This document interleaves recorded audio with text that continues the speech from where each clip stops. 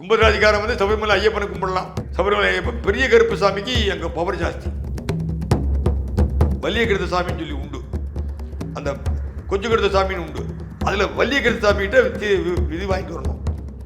திருச்செந்தூர் இல விபூதி, பன்னீர் இல விபூதி ரொம்ப பேசும். அதே மாதிரி திருவிடைக்கிழி ஒரு ஊர் இருக்கு திருக்கடூர் பக்கத்தில். அந்த கோவிலும் இந்த கும்பத்துக்கு ரொம்ப உடனடியே விசேஷம் கிடைக்கும். கும்பராஜிக்காரன் வந்து சபரிமலை ஐயப்பனை கும்பிடலாம். சபரிமலை ஐயப்பன் பெரிய கருப்பு சாமிக்கு அங்கே பவர் ஜாஸ்தி. வலிய கருத்த சாமின்னு சொல்லி உண்டு, அந்த கொஞ்சம் கருத்த சாமின்னு உண்டு. அதில் வலிய கருத்த சாமிகிட்ட விதி வாங்கிட்டு வரணும். திருச்செந்தூர் இல விபூதி, பன்னீர் இல விபூதி ரொம்ப பேசும். அதே மாதிரி திருவிடைக்கிழி ஒரு ஊர் இருக்கு திருக்கடூர் பக்கத்தில். அந்த கோவிலும் இந்த கும்பத்துக்கு ரொம்ப உடனடியே விசேஷம் கிடைக்கும். அதே மாதிரி திருவானைக்காவல் அந்த அம்பாள்கிட்ட போய் கண்ணை மூடி உட்காந்துடணும். அவன் தாடங்க தரிசனம்னு உண்டு. தாடங்க தரிசனம்னு சொல்லி அதை பார்த்துட்டு வீட்டுக்கு வந்து பாயசம் குடிக்கணும். குடிச்சா அது பரிகாரம் நிவர்த்தி. தாடங்க தரிசனம் பார்த்தவங்களாம் கும்பராஜிக்காரன் டாப்பில் வந்துடுவான். ஆனால் அது கிடைக்காது. அது அங்கே வெயிட் பண்ணி காத்திருக்கணும். ஓடு மீன் ஓட ஒரு மீன் வருமளவும் வாடி இருக்குமாம் கொக்குங்கிற மாதிரி எப்போ தாடங்க தரிசனம் பண்ண போகிறேன்னு காட்டணும். மற்றவங்களாம் குறுக்க போகாமல் அதை மட்டும் பார்க்கணும். உடனே ஓடி வந்துடக்கூடாது. மந்திரராஜா மிகை மகாமந்திரா ஐதி மிகி தன்னோ மந்திர பிரஜோதயாது. தாடகத்தில் தான் மந்திர தேவதை அடங்கியிருக்கா அகிலாண்டேஸ்வரிக்கு. அதை பார்க்கணும் கும்பராசிக்காரன்.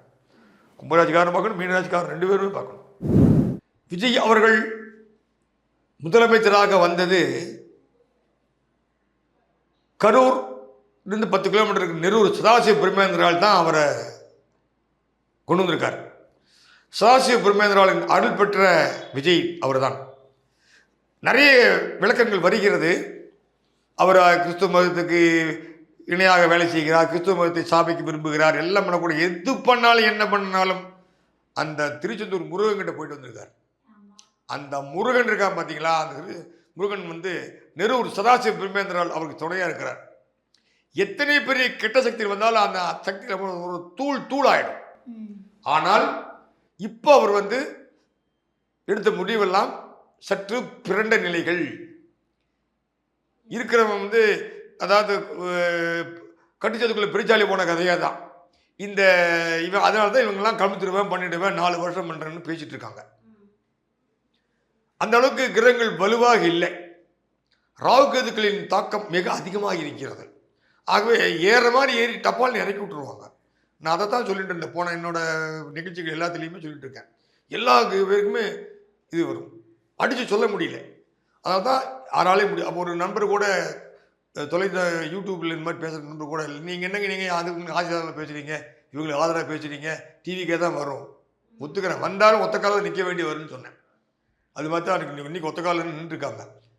ஆனாலும் எனக்கு இருக்கிற பெரிய ஒரு மிகப்பெரிய கவலை, இந்த கவலை ஆரம்பத்தில் இப்போ இந்த ஒரு வாரமாக நல்ல நிகழ்ச்சிகள் வந்துட்டு இருந்தால் கூட இது நிலைத்திருக்க வேண்டும் என்பது எனது பிரார்த்தனை.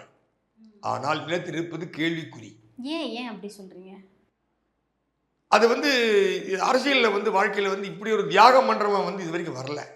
காமராஜுக்கு அப்புறமே வந்து வந்தவன் எல்லாருமே எப்படி திருடலாம், எப்படி துரோகம் பண்ணலாம், குடும்பத்துக்கு எப்படி துரோகம் பண்ணலாம், நாட்டை எப்படி துரோகம் பண்ணலாம், நம்பினவர்கள் எப்படி துரோகம் பண்ணலாங்கிறது தான் வந்திருக்கானுங்கள் ஒழிய இந்த மாதிரி என் சொத்து போயிட்டு நாங்கள் சோத்து கொண்டு வந்து சாப்பிடுவேன்னு எவனும் பண்ண கிடையாது.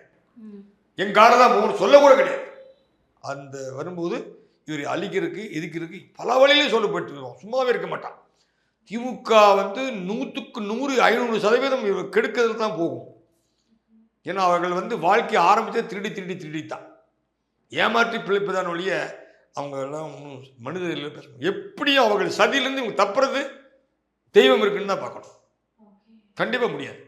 அந்த அளவுக்கு திமுக குடைச்சல் கொடுக்குன்றீங்களா? திமுக ஆட்சி கண்டிப்பாக குழப்பம் பண்ணுவாங்க, சும்மா இருக்க மாட்டாங்க. அதுக்கு சதவீதம் உதயநிதி பேசுறது பற்றி தேவையில்லாமல் ஆட்சி நடத்துக்கு போல எப்படி வம்பு பண்ணி விட்டு போயிட்டாரு. தேவையே இல்லை. எங்கே பேசுறேன்னு தெரியல. அவர் வளர்ந்துருக்காரு, எவ்வளோ உடம்புக்குள்ளேயே மூளை வளரல. ஒருத்தருக்கு பிரச்சனை கொடுக்குறது ஆசை அவளுக்கு. அடுத்தவங்களோட கஷ்டத்தை பார்த்து அவ்வளோ ஆசை. ஒரு பிரச்சனை அப்போ இவர் தான் வந்து 2 பதவி ஏற்றிருக்கிறார். மக்கள் கொடுத்த தீர்ப்பு ஏற்றுக்கிறீங்க. அப்போ என்ன அர்த்தம்? உதவி பண்ணி எல்லாம் ஒதுங்கி போ, நீங்க வெளிநாடு போற, உனக்கு எதுக்கு இதுக்கு தேவை வேண்டாது பேசி எங்களை இந்துக்களை இந்துக்கள் எதிர்ப்பு, இந்துக்கள் அவமானம் என்பது சர்வ சாதாரணமான விஷயம் இந்த காலத்தில். நீங்கள் இதுதான் உங்களுக்கு மூலதனமே அதுதான், திமுக மூலதனமே தான் அதுதான்.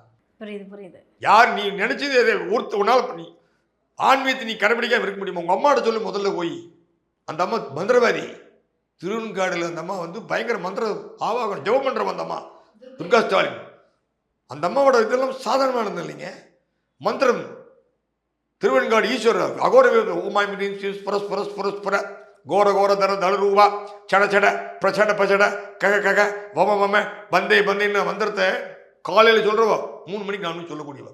அவ்வளோ மந்திரத்தில் தேர்ந்தவர் அந்த அம்மா. சாதாரணமானவர் இல்லை, சாதாரணமா இல்லை. நீ முதல்ல அங்கே சொல்ல முடியும் பாரு. ஆச்சரியமா இருக்கு ஐயா நீங்க கேட்க. திருவெண்காடு அந்த அம்மாவுக்கு தெரியாத மந்திரமே கிடையாதுங்க. அவங்க அப்பா பெரிய ஆளுங்க, ஞானி. அவங்க அப்பா வாத்தியார். துர்கா ஸ்டாலினோட அப்பா வந்து ஊருக்கு உபகாரி. அதே சமயத்தில் ஸ்டாலினை கூட நம்ம வந்து குறைச்சி மதிப்பிடக்கூடாது. அவரோட புத்தி வந்து காருண்ய புத்தி. அவர் யாரும் உபயோகப்படுத்தலை, விளையாட்டு பொம்மையாக வச்சுட்டாங்க. ஆனால் மனிதர்கள் மாணிக்கம். பசி தாங்க மாட்டான், அடுத்தவன் பசின்னா தூக்கி கொடுக்குறவன். நீங்கள் அவர்கிட்ட போய் உதவி கேட்டுட்டீங்கன்னா அவர் சும்மா அனுப்ப மாட்டார். அவங்கள எனக்கு நிறைய அனுபவம் இருக்கு. உங்களுக்கு பசிக்கு சாதம் போட்டு உனக்கு என்னென்னு கேட்டு பணத்தை கொடுத்து பஸ் ஏற்றி விட்டு அந்த எந்த ஊரில் இறங்குறாரோ அந்த இறங்குறவனுக்கு கொடுத்து பேச வைக்கிற ஆள் அந்த ஆள். அவரும் ஒன்றும் சாதாரணமாக சும்மா பல்லு போட்டு பேசக்கூடாது. நான் வந்து ஒரு காலத்தில் ஸ்டாலின் தலைவராக வந்தால் டிஎம்கே மெம்பராகனு சொல்லியிருக்கேன். அப்புறம் ஏன் வந்து ஸ்டாலினையே வந்து மக்கள் குளத்தூர் தொகுதியில் தோக்கடிச்சாங்க? ஆமாம், அப்புறம் கூட இருக்கிறவன் வந்து எப்போ திருடுறான்னு பார்த்துட்டு இருந்தா, ஏமாத்துறவங்கிட்டவே இப்படி அவனா பார்த்து பொய் சொன்னா நம்பிடுறாரு. செக் பண்ணுமா வேண்டாமா? நல்லவனை போடுறமா பரமசண்டாளன். நீ எப்போ பார்த்தாலும் பிறரையும் இது பண்ணிட்டு இருந்தீங்கன்னா நல்லவன் வாயில் விழ வேண்டாமா? எத்தனை பேர் உன்னை சாபம் போடுவாங்க. உன்னை ஏதாவது இந்துக்கள் ஏதாவது ஒன்று ஏதாவது பண்ணாங்களா? இந்துக்கள் ஓட்ட வச்சு தான் வந்திருக்கு. நீ உனக்கு பிடிக்காது போயின்று நீ போ. மற்றவங்க மாதிரியே பண்ணுறாங்க. எனக்கு முஸ்லீம் நண்பர்கள் இருக்கிறாங்க. எனக்கு குருநாதரே முஸ்லீம் தான். நான் காலையில் தினம் சொல்கிறேன், பிராமணன் நான். ஆனால் கூட காலையில் இருந்ததுன்னு பிஸ்மில்லா இறைக்கும் சொல்லாமல் என் மலையை ஆரம்பிக்கிறது கிடையாது. அது எவ்வளோ பெரிய மந்திரம் சொல்லு தெரியுமா? எந்த மதமும் மனிதத்தை அழிக்க சொல்லவில்லை. நோ ரிலிஜியன் டீச்சர்ஸ் இல். இன்னைக்கு வரைக்கும் எந்த மதமும் எவனை வெட்ட சொல்லலை. அதில் நான் நம்பிக்கையாக இருக்கேன். எனக்கு கண்ணு வலதுகன் ப்ராப்ளம் வந்தபோது நான் அந்தோனியார்கிட்ட போய் எல்லாம் பேசுவேன், எனக்கு எல்லாம் பேசுவேன்னு பாடினவன் நான். எனக்கு நிறைய கிறிஸ்துவ நண்பர்கள் இருக்கிறாங்க, முஸ்லீம் நண்பர்கள் இருக்காங்க. நான் அதனால் சந்தோஷப்படுறேன். எனக்கு எந்த நண்பர்களும் யாரும் எதிரியாக வரல. பகைவனுக்கும் அல்வா நன்னெஞ்சேன்னு சொல்கிறார் வள்ளலார். நாங்கள் அப்படி தான் வளர்ந்துட்டு இருக்கிறோம். யாரையும் இன்னும் எதுக்க முடியும்? நான் எதுக்கு இல்லை. எவனோ சொல்கிறத கேட்டுட்டுலாம் ஆட முடியாது. இவர் வந்து சும்மா ஓட்டு அரசியல் நடத்திட்டு இருந்தால் இப்படியே தான் போகும். கடைசியில் கழுது தெரிஞ்சு கட்டெரும்பாக தான் போகும்.